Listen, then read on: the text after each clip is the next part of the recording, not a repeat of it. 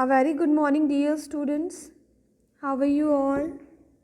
Dear students, today we are going to cover chapter 7 in our civics, that is understanding marginalization. So before starting the chapter, let us learn that how our emotions harm our body. If we are angry, it weakens your liver. If we are in grief, it weakens our lungs.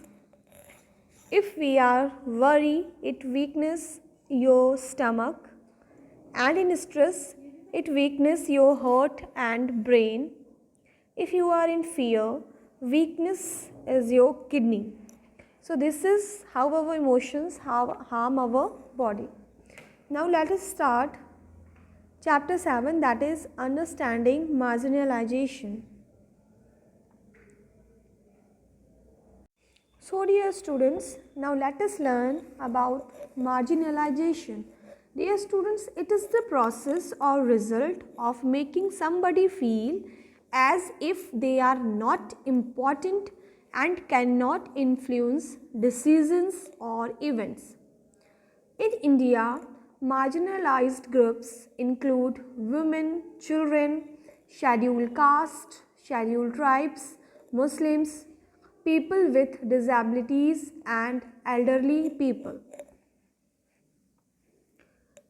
Here, women are a marginalized group because they are frequently considered inferior to men. You can see on your screen in the diagram, it has been shown. At workplaces, women are paid less than men. Girls are often denied education because it is assumed that they are fit for domestic household work and not for higher education. Women engage in a lot of unpaid work which is often not given importance. Second is difference that disabled people are a marginalized group because they are considered inferior or weak due to their disability. They are often denied job opportunities because it is assumed that they cannot perform as efficiently as an able-bodied person. Disabled children are often bullied and treated differently because of their disability. Third difference is Adivasis are marginalized due to their ethnicity and they are considered backward and primitive. They are portrayed in stereotypical ways. This includes showing them wearing colorful costumes or headgears and performing tribal dances. Now, who are Adivasis? Adivasis, the term literally means original inhabitants, are communities who lived and often continue to live in close association with forest.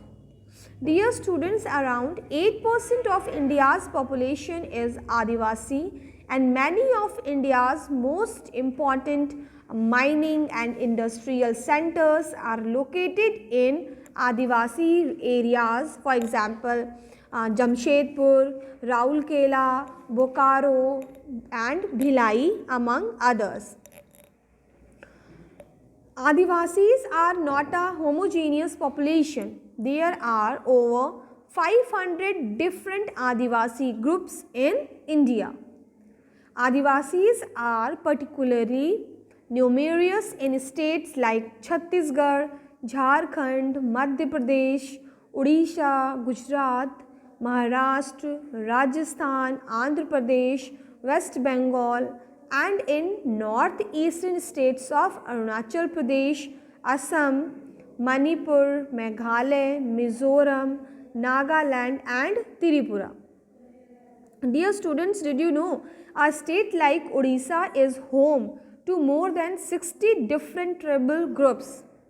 Adivasi societies are also most distinctive because there is often very little hierarchy among them.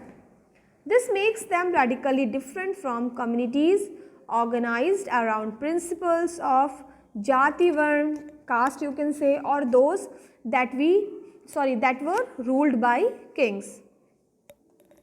Dear students, Adivasis practice a range of tribal religions that are different from Islam, Hinduism and Christianity. These often involve the worship of ancestors, village and nature spirits, the last associated with the residing in various sites in the landscape, mountain spirits, river spirits and animal spirits and many more. The village spirits are often worshipped at specific scared groups within the village boundary, while the ancestral ones are usually worshipped at home. Additionally, Adivasis have always been influenced by different surrounding religions like Shakta, Buddhist, Vaishnav, Bhakti and Christianity. Similarly, Adivasi religions themselves have influenced dominant religions of the empires around them.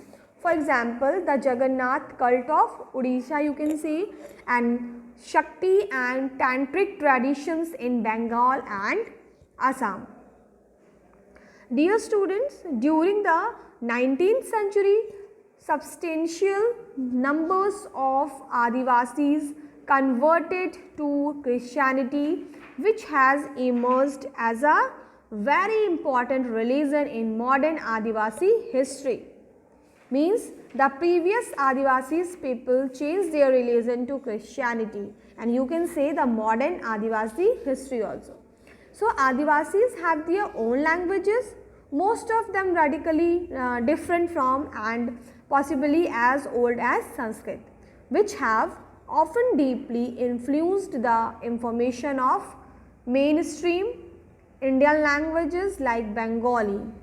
Santhali has the largest number of speakers and has a significant body of publications, including magazines on the internet or in e-zines. Now, what is inequality and marginalization? Dear students, marginalizations people faced many inequalities in their day-to-day lives. Everyone knows also.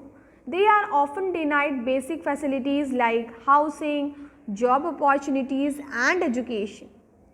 The explanation which I have given you is clearly that how the inequality is faced by each of the groups. And everyone knows that India is a democracy which places great importance on equality.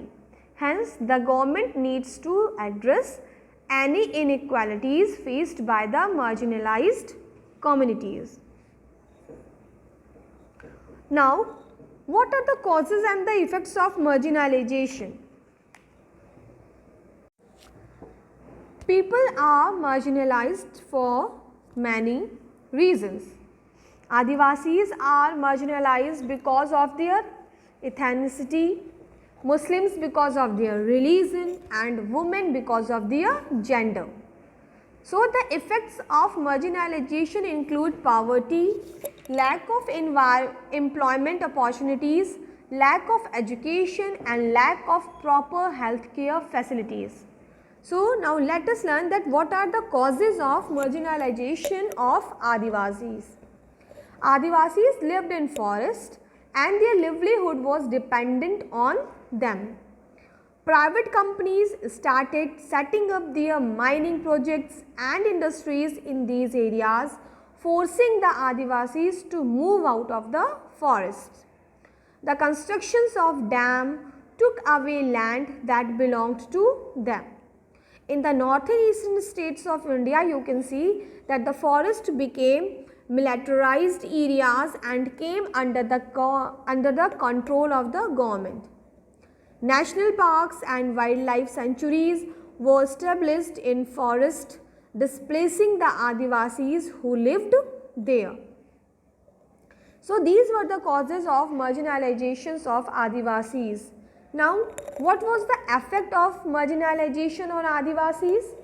Adivasis lost their main source of livelihood. They lost control and access to forest areas.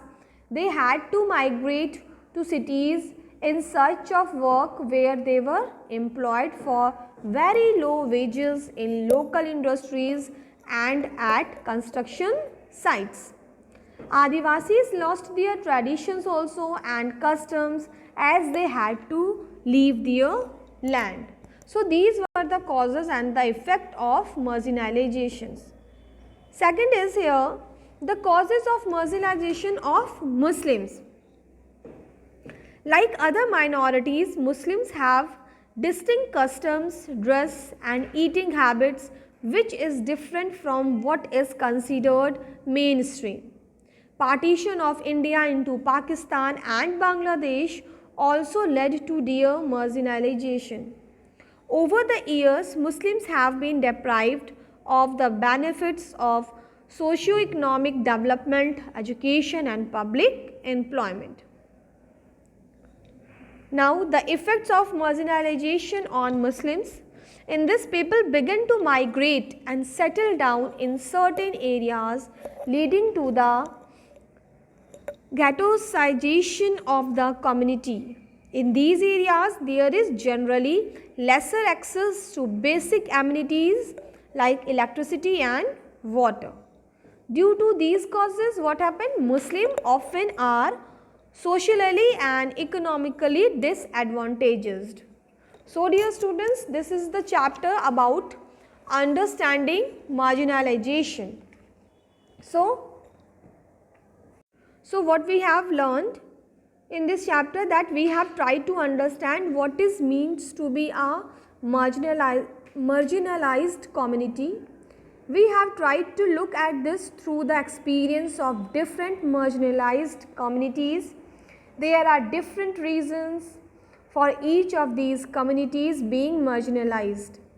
Each experience are in different ways. We have also seen that marginalization is linked to experiencing disadvantages and powerlessness. In India, there are several more marginalized communities, like you can say Dalits, of whom you will read for more in the next chapter.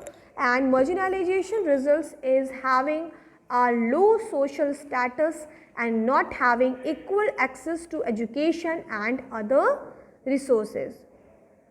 So dear students, revise this whole chapter carefully. If you have any query, just ask to me. Till then, take care and goodbye.